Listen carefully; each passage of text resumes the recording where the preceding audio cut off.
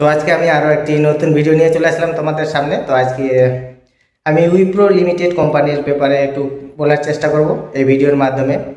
কারণ প্রত্যেকটি IT sector যেসব কোম্পানিগুলো আছে ওই সব কোম্পানিগুলোকে এমন পরিস্থিতি হয়ে গেছে, এআই আসতে না আসতেই মানে ঠিক এখনও চালু হয়নি সেরকমভাবে, তাতে কি পরিস্থিতি একটা হয়ে গেছে আইটি সেক্টর যেসব কোম্পানিগুলো আছে।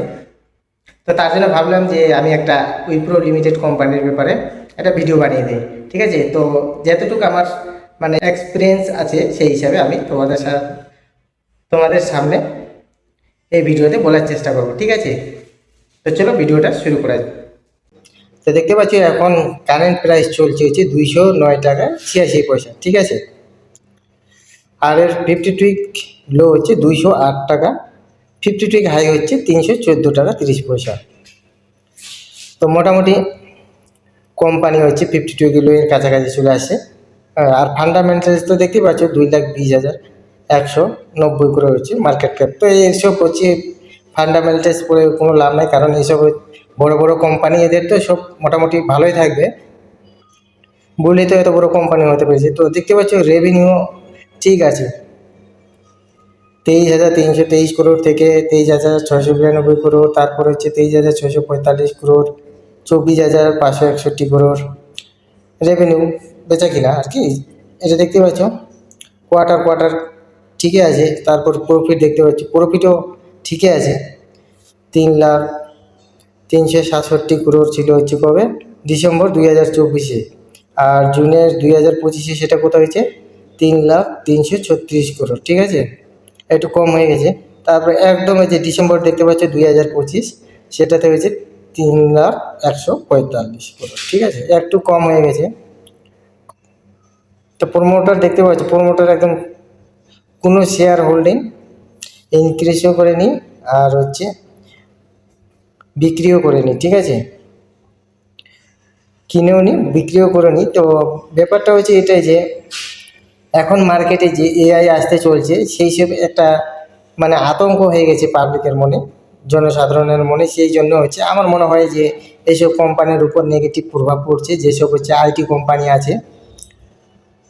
কারণ প্রফিটও ঠিক আছে, রেভিনিউ সেলসও ঠিক আছে, আর কোম্পানি হচ্ছে বরাবর ডিভিডেন্ডও দিচ্ছে। দেখতে পাচ্ছ 27 জানুয়ারি 2026 6 টাকা/শেয়ার হচ্ছে ডিভিডেন্ড দিয়ে দিয়েছে। তো সব কিছুই ঠিক আছে। তো আমার মনে হয় অ্যাকচুয়ালি এটা এআই আর্টিফিশিয়াল ইন্টেলিজেন্স যেটা আসতে চলছে সেটাতে একটু প্রভাব পড়ছে এইসব আইটি কোম্পানিগুলোতে। তা আপনাদের কি মনে হয় যে এত বড় বড় কোম্পানি এআই আসলে এরা কি বন্ধ হয়ে যাবে, মার্কেটে আর ব্যবসা করবে না? সেটা কিন্তু হবে না, এরাও নিশ্চয়ই কোনো একটা যে কোনো ব্যবস্থা বা যে কোনো একটা রাস্তা বার করবে। এদের কাছেও সেরকম কোটি কোটি টাকা আছে। কিন্তু এটা হচ্ছে ডাউনফল এই জন্য হচ্ছে, একটা হচ্ছে বড় বড় যেসব বাইরের ইনভেস্টাররা আছে তারা প্রফিট বুকিং করছে, এবং এর থেকে যখন দেখবে যে স্টক হচ্ছে নিচে চলে গেছে তখন ঠিকই কিন্তু ওরা বাই করে নেবে। তো তা বলে এটা আমি বলছি না যে এই ভিডিওর মাধ্যমে যে আপনারা এই স্টকটাকে ডাইরেক্ট বাই করে নিন বা সেল করে দিন আপনার কাছে থাকলে, সেই সব কথা বলছি না। আমি জাস্ট একটা এক্সাম্পল দিচ্ছি যে যত সব আইটি সেক্টরের কোম্পানিগুলো আছে সেগুলো কিন্তু এখন পুরো ডাউনে চলে আসছে। ঠিক আছে, বেশিরভাগ আইটি সেক্টরগুলো 52-এর কাছাকাছি চলে আসে।